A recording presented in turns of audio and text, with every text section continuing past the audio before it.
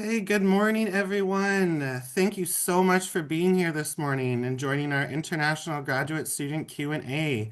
I'm your host today, Scott Hopkin. I am the new International Grad Student Advisor at McMaster University. I'm super excited to be here today, but today is so not about me.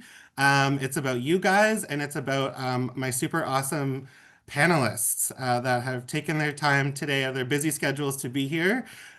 So I would really like to introduce them to you. We'll kind of go around. They are all current international graduate students at McMaster University, and they're all actually international grad navigators from the International Grad Navigator Program. So super happy to have them here today. So let's just start with introductions. If you guys can just say your names, your program, and maybe where you're from, that would be awesome. So I'm just next on my screen, I have Daniel. So Daniel, if you can go ahead, that would be awesome. Okay. Good morning, everyone. At least it's morning here, or good afternoon, good evening, wherever it is you're joining us from. My name is Daniel Enim. I am from Ghana, and I am an international student, as Scott mentioned. And I'm currently pursuing my MBA at the Grad School of Business here at McMaster. And I am looking to wrap up the program in the fall because I'm in my second year. I'm happy to answer any questions or inquiries or anything whatsoever you have. Thank you very much. Thank you so much, Daniel. And next on my screen, I have Jumana. So go ahead and introduce yourself. Hello, everyone. Good morning. My name is Jumana Lofi, and I'm a PhD student at McMaster University at the program of Medical Sciences. I'm from Saudi Arabia, and I do speak English and Arabic and a little French. So if you have any questions about living at Mac or doing a PhD, I'm always here. And that's it. Merci beaucoup, Jumana. De rien. And Jumana is sporting the McMaster merchandise, clothing. So love to see. Oh, and a mug. There you go. I have one of those from when I did my undergrad here many years ago. Okay, so next we have Suchant. So go ahead. Hello everyone, my name is Sushant and I am an engineering student. I started my graduation in January this year, so I'm just in my second term. But yeah, and I am pursuing systems and technology with a focus on digital manufacturing. So I'm under the W Booth School of Engineering, so any questions regarding that would be helpful. And I'm from India, Mumbai in specific. So I speak Hindi and Gujarati, Marathi, and English, of course. So, uh, yeah, I could be your go-to person if you have anything regarding engineering questions. Thank you. That's a lot of languages. I'm a little jealous. I only speak two and sometimes only one, so it depends on the Pretty day. common in India, actually. Oh, okay. That's really cool. Yeah, and finally we have Yina. I'm not sure if you're able to get your... Oh, she got her camera on. Perfect. Yeah. Hi, everyone. My name is Ina Hai. I'm an international student. My program is MBA. So my school, the location is in Burlington. If someone who is curious about living in Burlington or Mississauga, I'm happy to answer.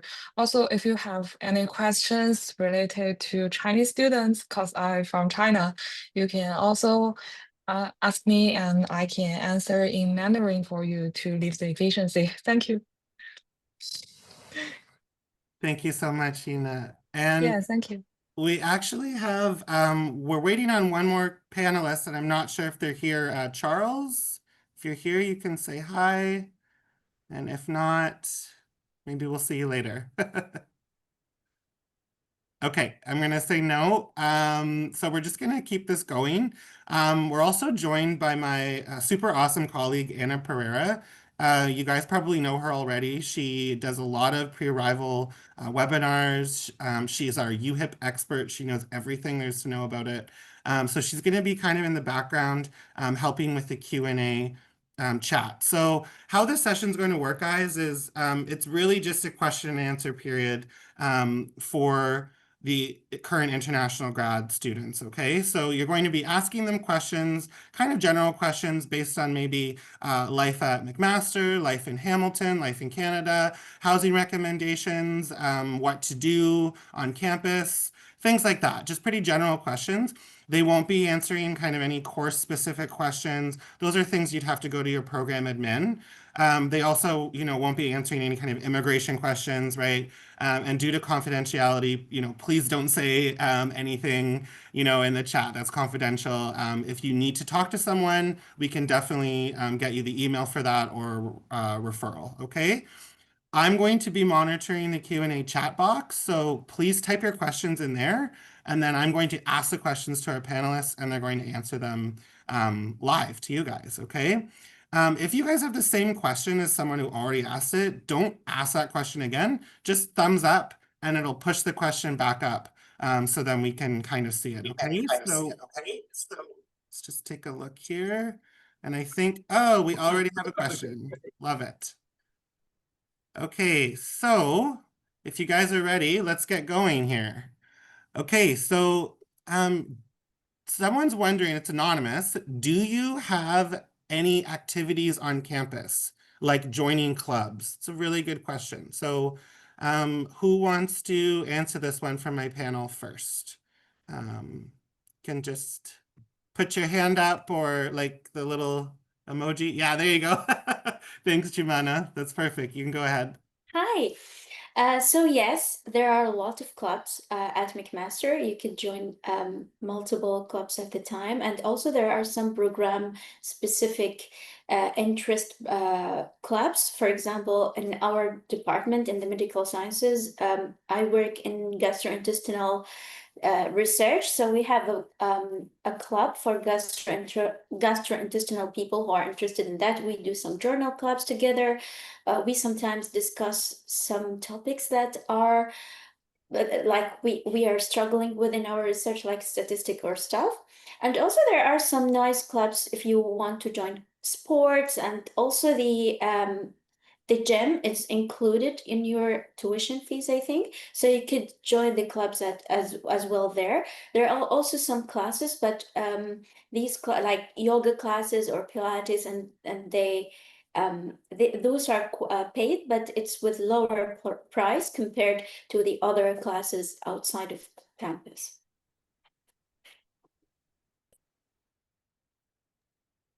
Thank you. I love this because I'm learning stuff too.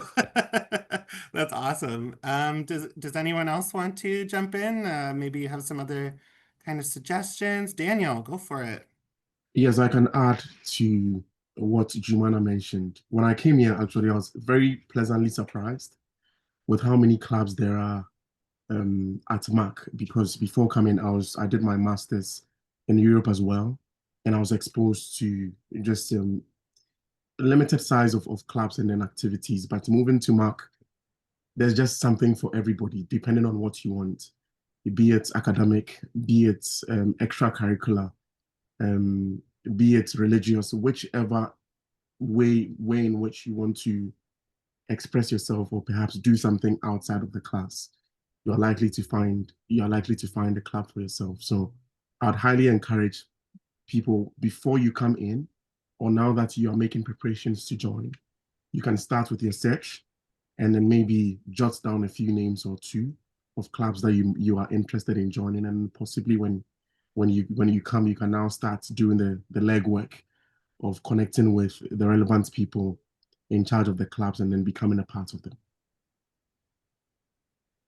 Thank you. Thank you. Yeah, that's great advice. Daniel's absolutely right. There's so much going on here on campus. There's really a club for everybody, and if there's not, you could probably make one, right?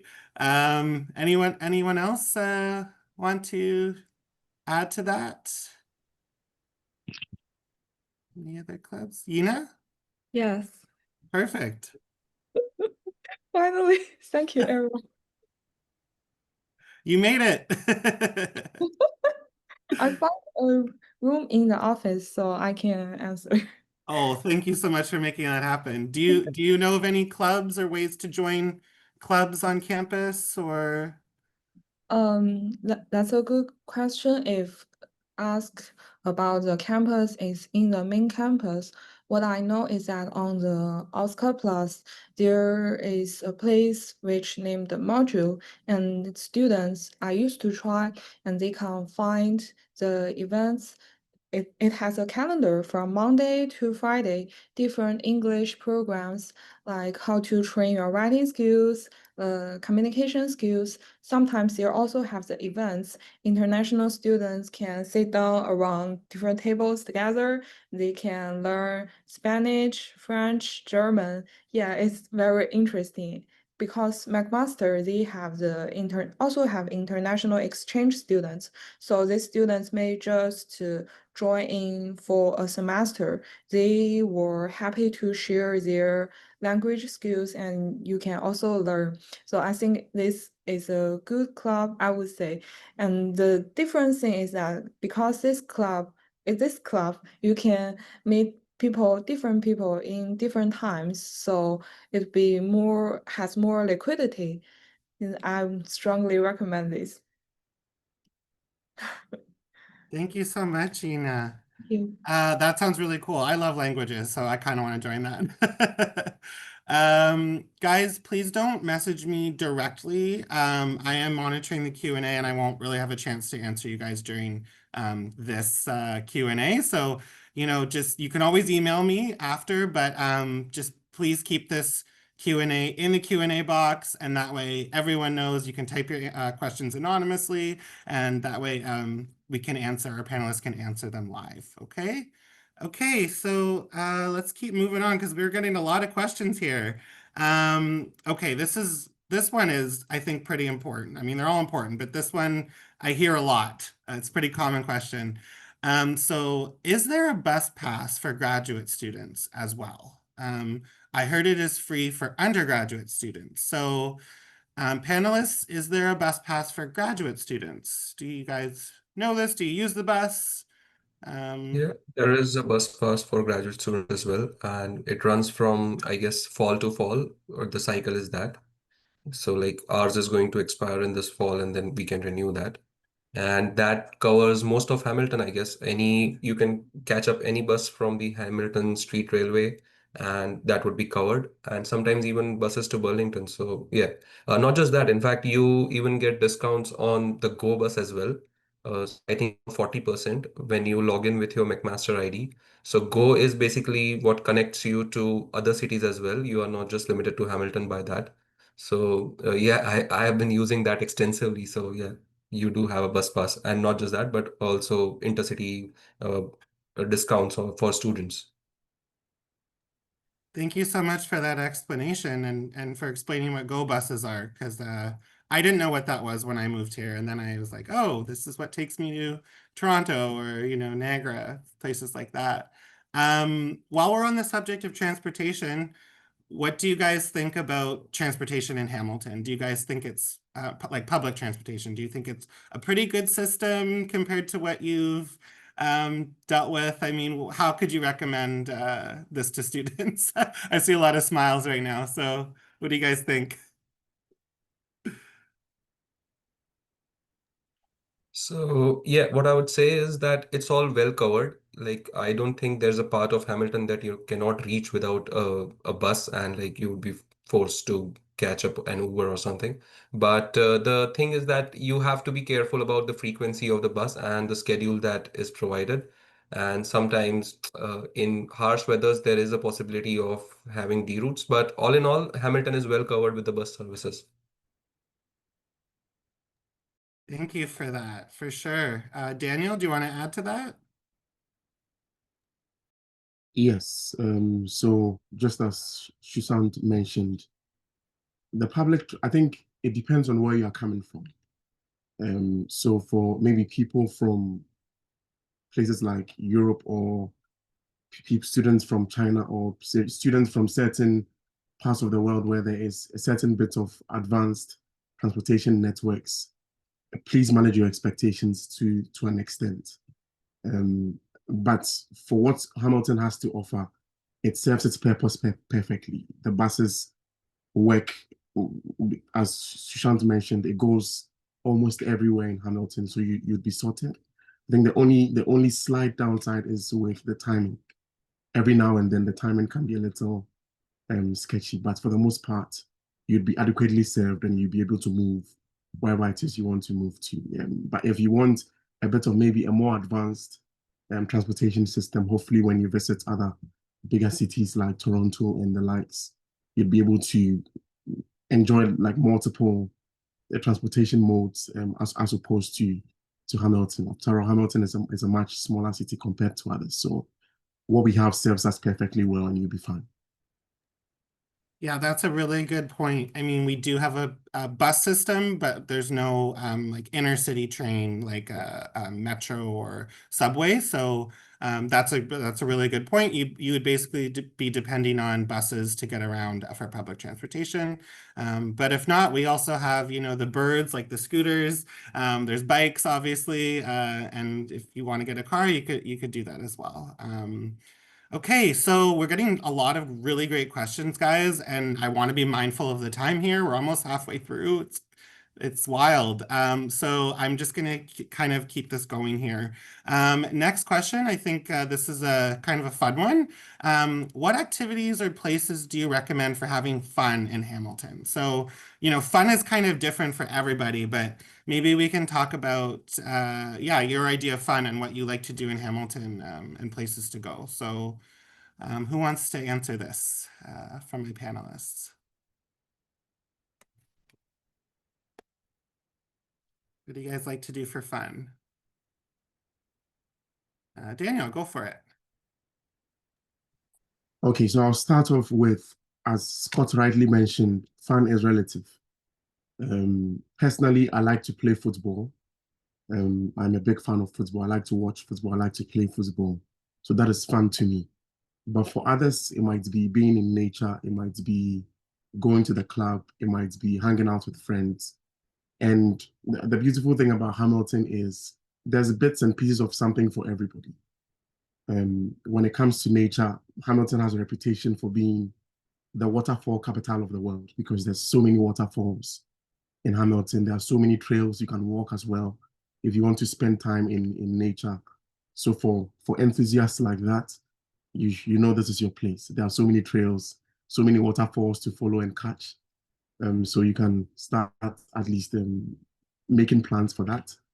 That is for the nature enthusiasts. And for people who like to play football or do physical activities, and nestled in almost every neighborhood is a public open area where you can play any sports whatsoever that you want to play, from lawn tennis to basketball to football to not rugby, American football, to the football we call football in other parts of the world, that is soccer, and a host of others.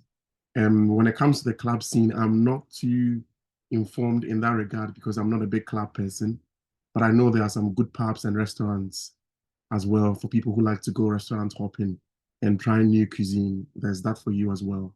For clubs, maybe you have to consult someone else. I'm sorry, I can't help in that regard. Yeah, but there's bits and pieces of something for everybody. If you have certain interests that you want to explore, it's a quick Google away and you'll be able to find your tribe and then do the fun stuff that you want to do. Thank you. Thank you for that. Yeah, fun is definitely all relative.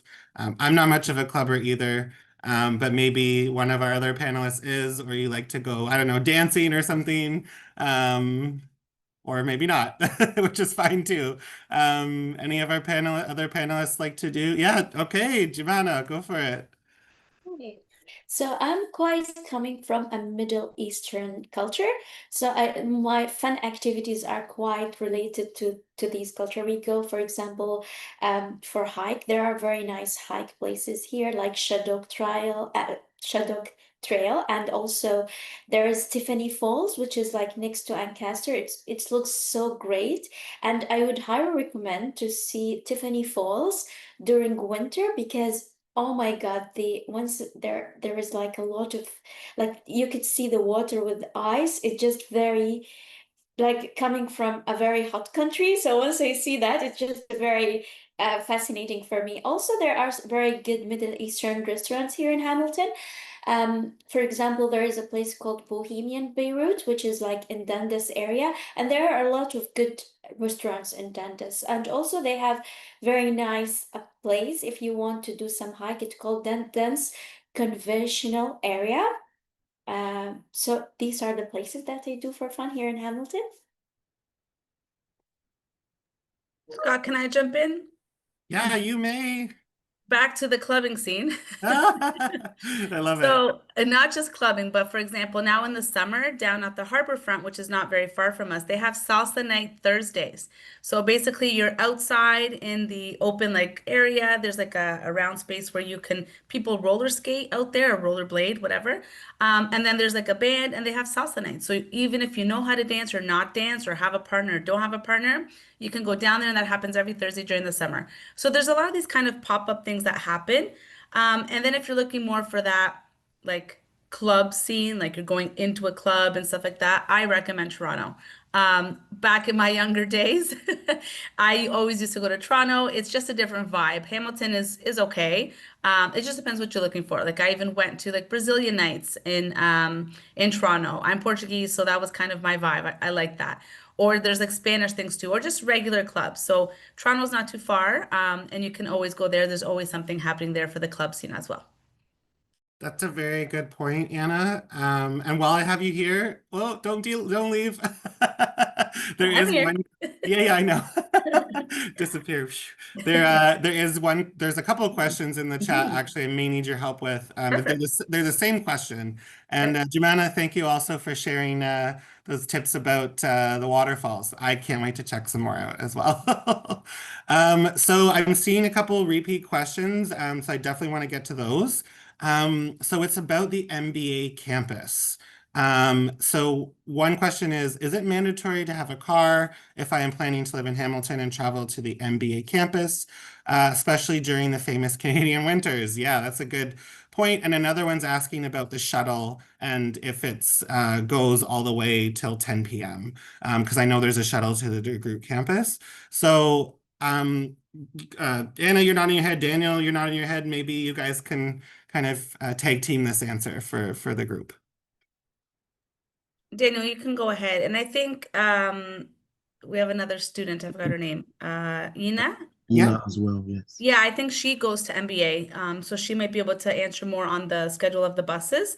But in terms of is it mandatory to have a car? No, you don't need to have a car. I think it actually gets very costly for students because then you also have to think about where are you going to park this car, right? So you have to factor in parking expenses as well. Then there's car insurance. Canada's very expensive on these types of insurances.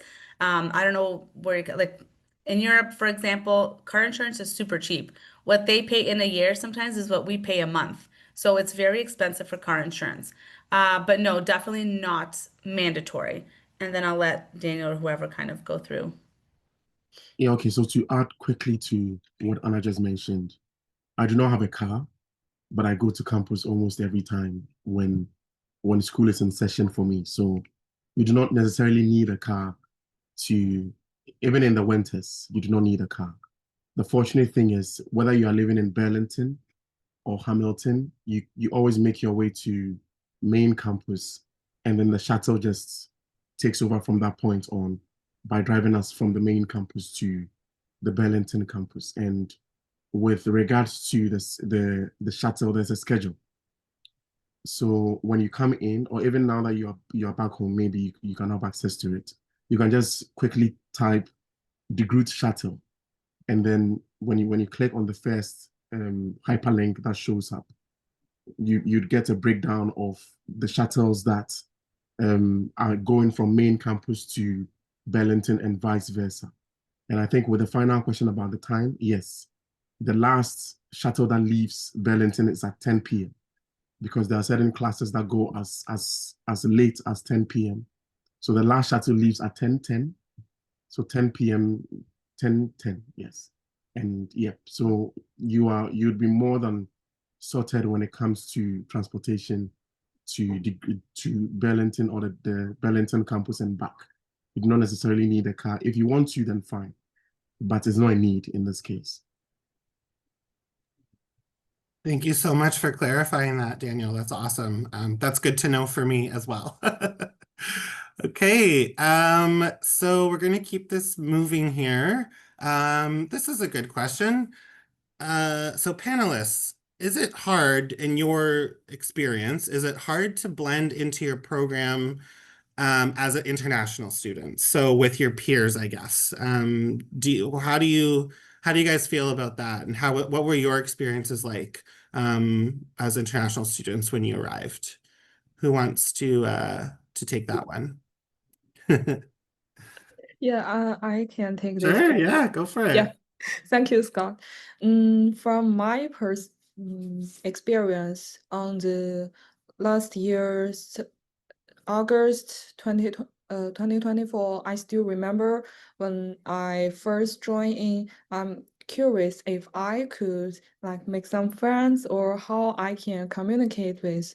And then I think for MBA program, what I used to experience, I think also for Daniel, is that the school there has a like onboarding week, so international students would arrive earlier and they could talk to each other because maybe we have more similar background. So this is the first step that you can at least international students. And then if you gradually know the basic information like the shuttle, eating food or transport in Canada, then after the domestic students come, we would be divided into different groups. So each group like 6 or 7 students. I am the only international student as a group. So every domestic student, they also feel curious because it's the beginning of the program. Everyone, no matter extroverted or introverted, has the feeling or trend to open their mind. So I would say that's the easiest way to make their friends. Now, what I say, students who make friends together or they know each other is right at that time. If at that time you find someone who is friendly, who is extroverted, you share the same interests, like you, for girls, you all like cosmetics or you like, you want to watch the live concert together. So it's a good way. You would definitely find someone. I'm pretty sure you would definitely find someone that who share the same interests with you and they are patient enough to hear what you want and for sure once you know this 1 or 2 domestic students and gradually they will invite you to join in their group, I would say. So gradually you will have both international and domestic students. And the thing is that sometimes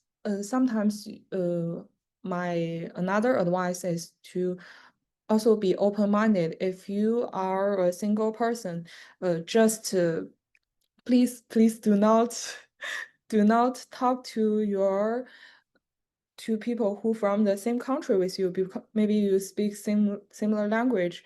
And at that time, please to find someone like domestic students or local and you can talk.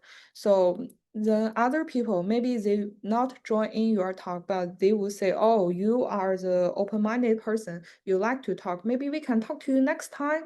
So this is a gesture you need to show to the world. I would say that's my strategy and I feel useful. Thank you. That's awesome, Mina. Thanks so much for that and for sharing your own experience. Yeah. Yeah, that's really great. Jimana, go for it.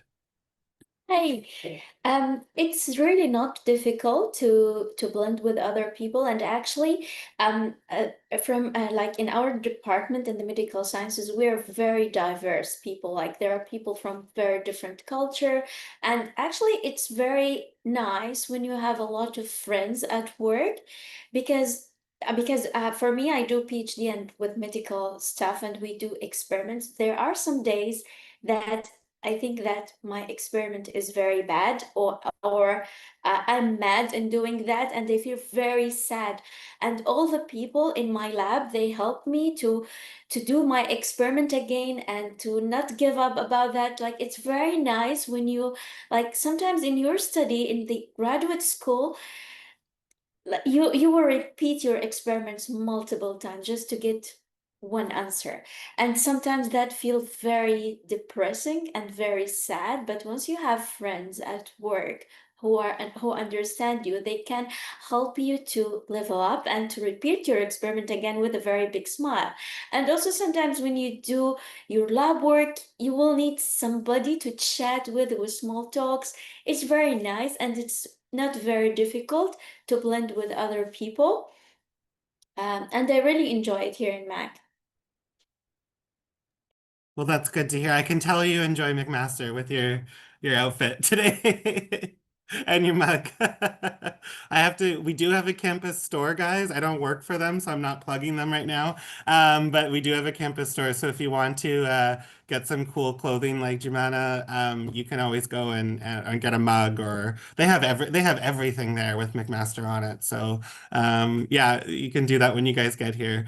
Okay, we're going to keep this going. We have a lot of questions left. I don't know if we're going to get through all of them. So my priority right now is to get ones that have kind of the most likes on them, because that means you guys want to know the answers to this. And then, of course, duplicate questions. Okay, so um, I am seeing quite a few questions about safety. Okay, so safety in Hamilton, in light of some like recent events that have happened downtown, and safety on campus. So if we can just ask maybe generally, how do you guys, my panelists, feel in Hamilton in general, just safety wise? We'll start with that one, and then we'll maybe go to campus. Okay, so just safety in Hamilton. Who wants to address that?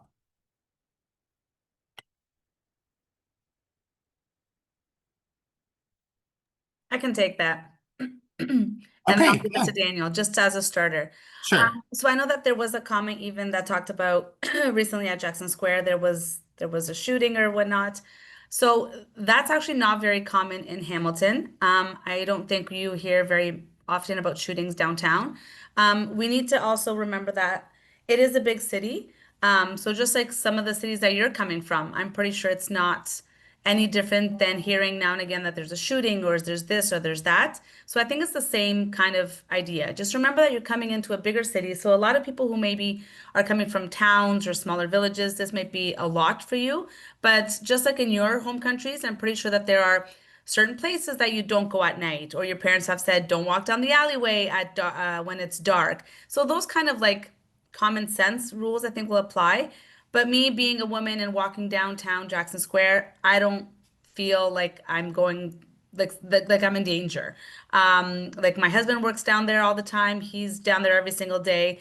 So I don't think it's like you're not in danger that way. Like I said, there's always bad apples in places. So just try to be smart and don't put yourself in unnecessary risky situations. Thanks for that, Anna. Yeah, those are really good points. I'm going to go next to Daniel because he had his hand up first, and then Sushant. I want to hear from you as well. Okay, so quickly, I think Anna has mentioned almost everything, but I'll add just a little more. Yes, Hamilton has a so-called reputation. If you have to search online, there's always going to be a few things you're likely to see. But for where I come from and what I've been exposed to, I was like, it looks like child's play to me. But again, almost everybody has different experiences based on where we are coming from. And then the content we are consuming about the new environment we are moving ourselves into. So there's a need to be cautious.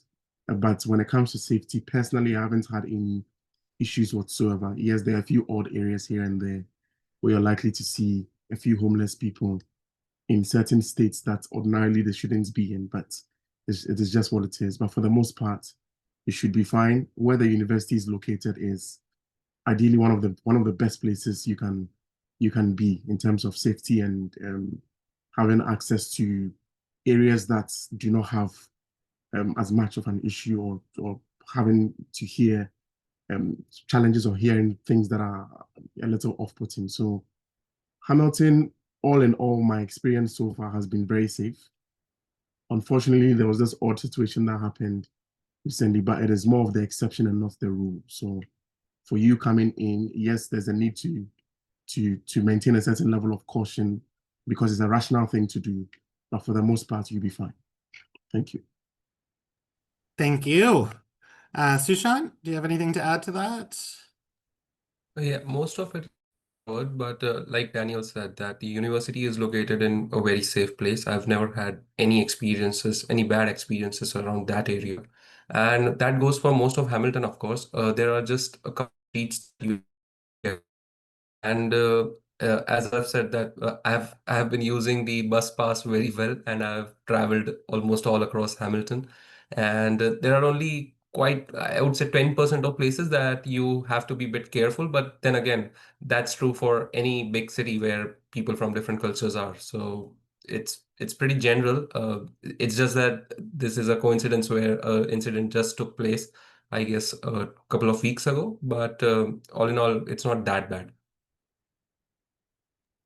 Thank you so much. And just to, shift this to kind of on campus now, we have some questions about, leaving your bike on campus, like locking your bike up. I can just answer that one. People do it all the time. People leave their bikes, bike to campus, and they lock their bikes up.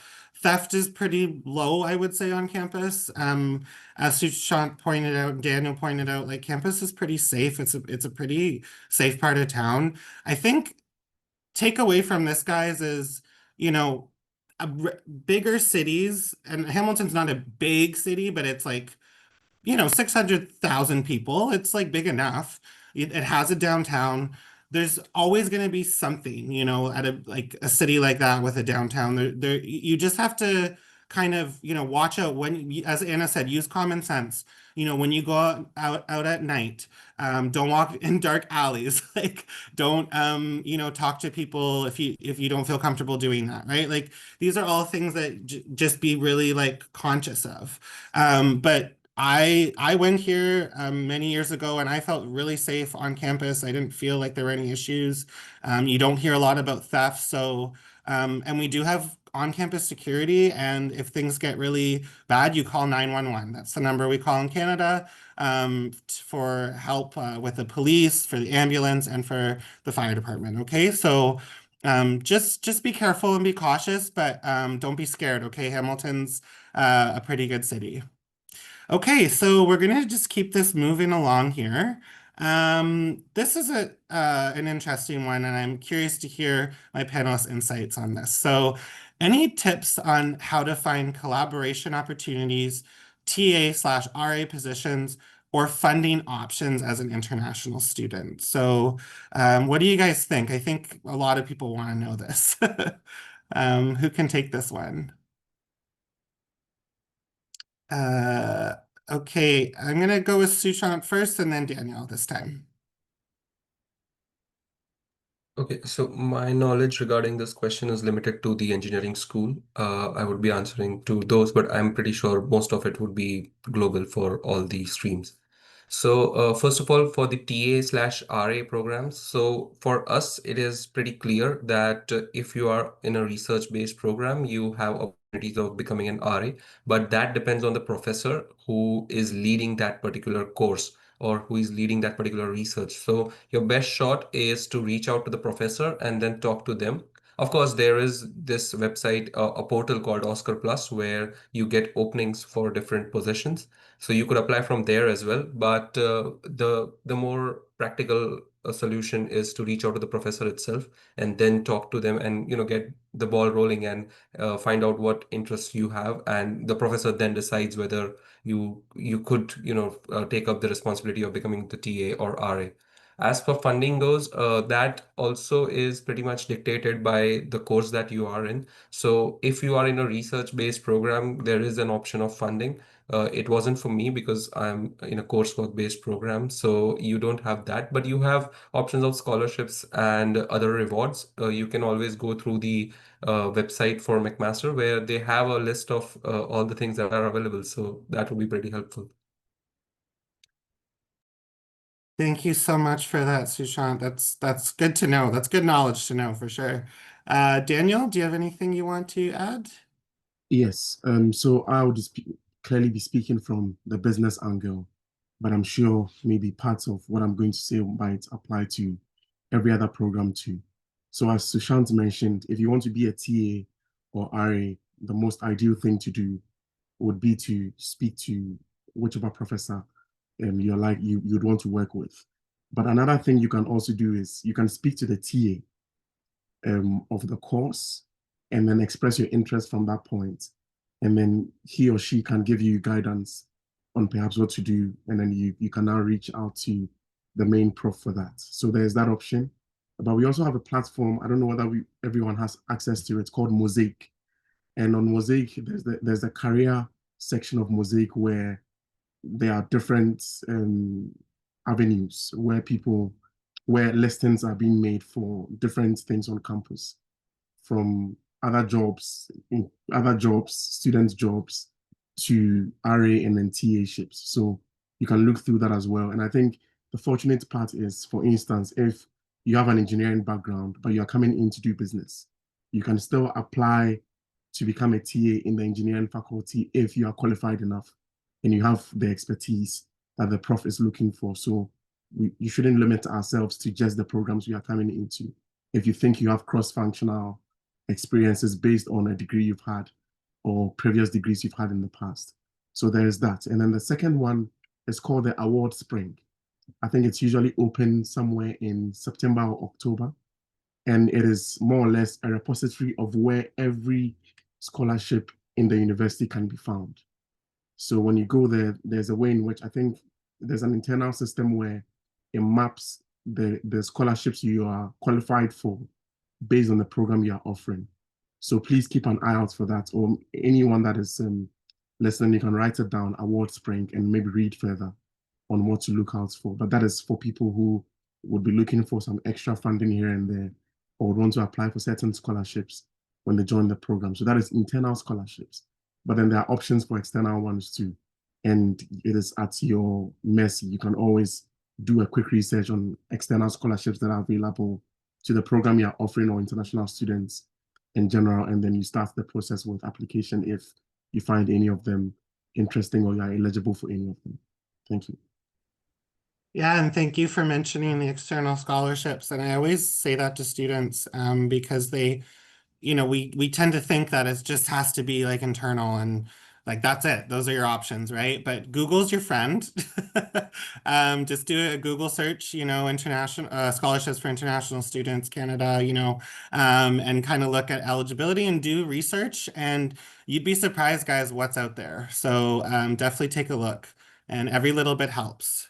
Okay, guys, so we have 5 questions left in the chat box, and we have about 15 minutes left, and we're going to try to get through these questions. I will not be taking any more, just because I want to respect everyone's time, and this is an hour-long session, okay? So let's get through these 5 questions. Thank you guys so much for these awesome questions, and thank you to my panelists for the awesome answers and insights. So I saw another kind of question about this, so I think maybe we could address it right now. I'm an incoming MBA student. Is it worth traveling from Mississauga to the RJC, considering time as a factor? There was another question about traveling to campus from Toronto as well every day and living in Toronto. So I have some thoughts on that, but I want to hear from my panelists what you guys think, and if you've ever experienced this before, or you have any friends who have. Who wants to go? I can answer. Awesome, thank you.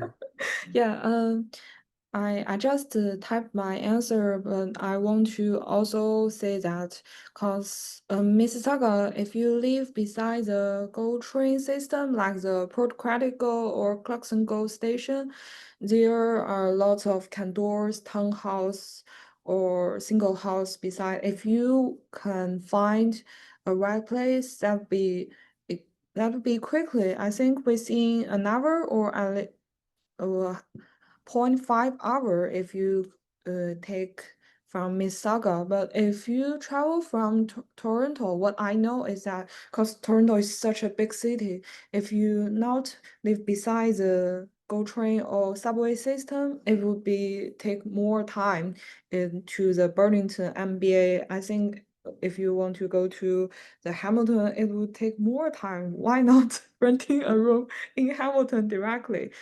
Some of my classmates, they because they need to find a club in Toronto, so they just rent a place directly in Toronto.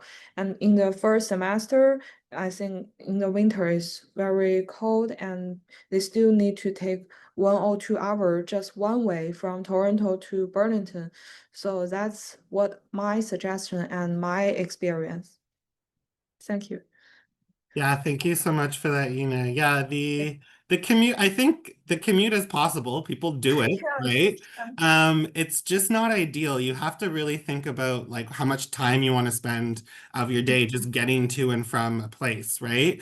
And I also just want to mention the cost of living in Toronto and rent is much higher, even in Mississauga, right? So than Hamilton. So these are just kind of things to consider, before you make that decision.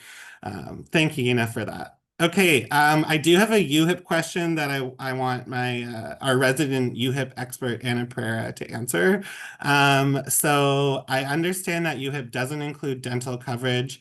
However, I see a charge fee listed in Mosaic for the GSA dental insurance plan. Does this plan cover services like teeth cleaning? Anna, are you free to Sure. answer that one? Yes. Thank you.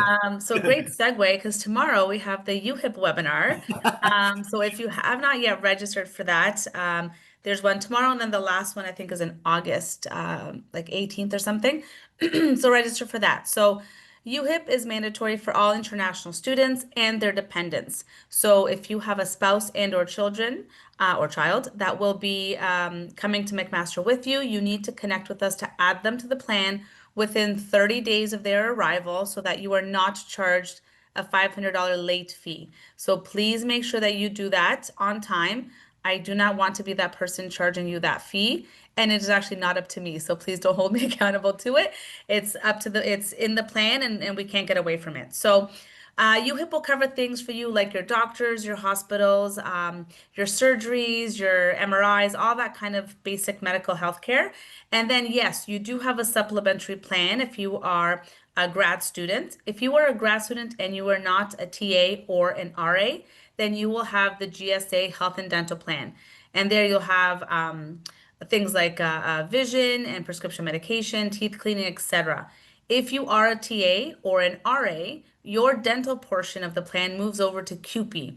And all of this stuff is done all automatically. I do not look over the GSA or the QP plans. I just look over the UHIP plan. But yes, it is not covered under UHIP, but you will have dental under either your GSA or your QP if you are a TA or RA. Also, during the academic year, we have webinars every month where it will be like me plus a GSA representative, and we'll look at the plans like separately so that you understand who covers what. Thank you so much, Anna. No Appreciate problem. that. Okay, so next we're going to talk about languages. So I want to learn more languages like French and Spanish. Très bien. I definitely approve of that. Are there any recommendations for classes at McMaster? So I'm just going to start this one off by saying I did do a degree in French, as well as life sciences. And so I can say to you that there are a ton of French courses offered at McMaster with really awesome profs who are still here, still doing their thing, still doing a great job. So if you do want to take some French courses, like I highly recommend at least taking kind of entry-level French and seeing how it goes. But yeah, we definitely have French courses. And maybe one of my panelists wants to add to that. If you guys have taken a language course, if you're aware of some Spanish courses, or any other languages. Panelists, what do you think?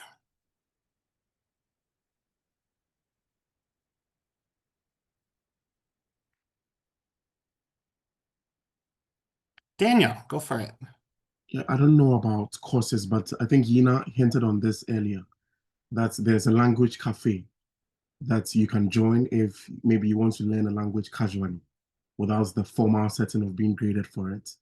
Then there's a language cafe that you can be a part of, and then you can learn the language in a more informal setting from either other international students or certain quote unquote instructors who can give you guidance on how to structure, maybe how to speak the grammar, and then perhaps how to just structure a conversation in a particular language. So It will depend on what you are looking for.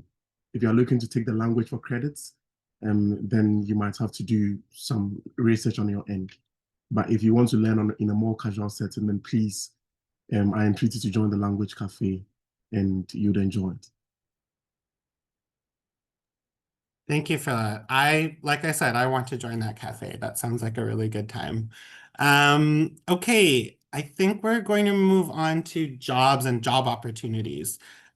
So is it easy to find other work outside campus to increase my income? So kind of off-campus work. Do you guys have experience with this? What do you guys think about finding work in Hamilton? Who wants to take that one?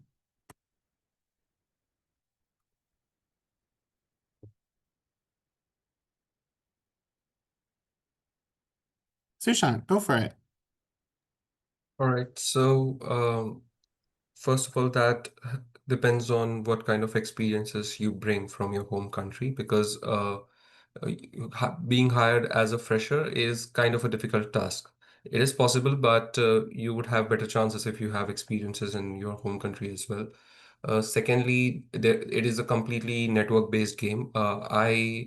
I had some friends who came into Canada 5 years ago, and it was like I hear stories where they say that they used to leave their places with, let's say, 20 resumes a day, and they would apply, from a store to store, but that would yield results. So eventually, within a month, they would find a place. But my experience has been completely different, and now the things have moved to more of a digital application system. In fact, there are stores they would not even accept your resumes, so you have to constantly apply from the online job portals, uh, Indeed being one of them.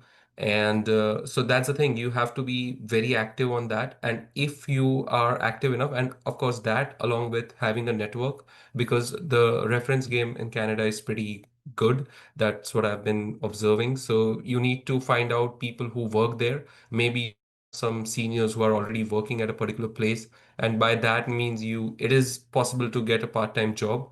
But uh, you have to consider the situation where you might not get a part-time job right away. It might take some time. So for me, what happened is my first term was pretty loaded. I started in Jan and I had to take 4 core courses in the single term. So I couldn't I couldn't prioritize part-time working over my studies at that moment. So the first term I didn't try anything out. But then for during the summers when I started applying, I got a part-time job within a month. That was through a network from a person I knew, and currently I am working at Chipotle. So it is possible. So yeah.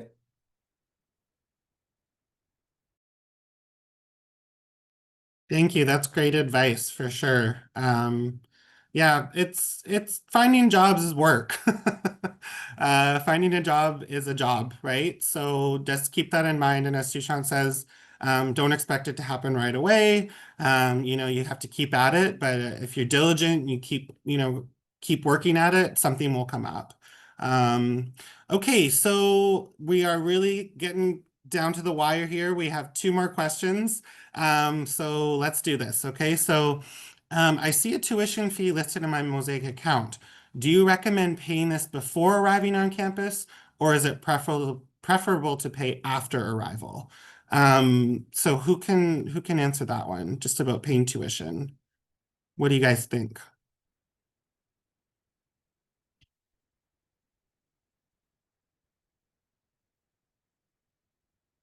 Daniel, go for it. So for tuition, if you have the means to pay now, please do it, just so you have your peace of mind. But if you are still maybe waiting for funding from somewhere or for funds from somewhere and you can't readily pay, then it's all fair and good. You can still come to campus and then make payments. But one thing that you should bear in mind is there's usually a time limit on the latest you can pay the tuition fee. Otherwise, it begins to accrue interest. So please be cognizant of that, and just do as your means can afford you to do currently. But if you can't, then please make sure you do it within the time span that you are expected to pay the fees. Thank you. Thank you, Daniel. And Sushant, did you want to say something about that, or is your hand up from the last one? Actually, it was from the last question, but Okay. what I would say is that for most of the international students, at least I know for India, that is one of the visa permit requirements itself. So, option visa for applying. Yeah, that's a very good point, right? So I would just say, guys, just a general, as from an immigration standpoint, it's good to pay your tuition, or some tuition anyway, ahead of time, just to show that proof of funds. Okay, so I would recommend that. But as Daniel says, only if it's within your means, if you have it right now. So those are things to consider. Okay, guys, panelists, last question. You guys are doing great. So are there any bank or phone plans that you'd recommend for incoming students? So any bank, any phone plans? What do you guys think? Sunshan, go for it. Okay, so for phone plans, actually, this is what happened. I had the similar doubts when I was back in India, and there you have this agencies, the international agencies that help students get placed to this universities, and they have this career fairs where they bring on people from, let's say, Rogers or some other company, and they would, provide a SIM card right back in India, which would get activated once you land in. So that is one of the options that you could explore where you get the SIM card right away and you don't have to be worried about getting connected once you have landed in Toronto. For banks, I have this recommendation that what you want to do is open an account in any bank other than RBC. And I'm not saying this because RBC has bad service, but RBC has this offers that for students where if you open a particular kind of account, you get this free goodies. Goodies, it could either be an iPad or an AirPod. So you might want to consider that and open that once you are in Canada as a secondary account. But initially, you want to go for any other bank apart from that. Of course, service-wise, it's pretty standardized across agencies, so you don't have to really worry about that. And it's pretty easy, getting a SIM card. I remember it took me a half an hour to get my Canadian number. It's not that big of a deal. The same goes with my banking system. Only thing is that you have to book an appointment before visiting a particular bank. I'm sure most of the international students have the GIC program, so you already have a bank that you have associated yourself to. So maybe that would be the bank where you would be opening your first account. So yeah, that's the way. Thank you for that very thorough explanation. I think, yeah, there's a lot of banks here, um, and there's a lot of cell phone plans. Just make sure that your phone is unlocked for that SIM card, and that's really your priority there for your phone. Okay, so guys, we are hitting 10 a.m. So we have done really, really well with these questions. I really want to thank you all for coming to today's session. And I really want to thank my awesome panelists that were able to answer all these questions. I'm giving you a round of applause right now. And of course, my colleague Anna Pereira for being here as well. So thank you so much, guys. This is my kind of final plug for the International Grad Navigator program. If you want to get matched with one of these awesome current international grad students, I'm just going to put the link in the chat here. And you guys can sign up for the program. It's a really great way to kind of ease your transition here and have a buddy right away when you get to McMaster. So thank you so much for coming again, guys. And we will see you all soon.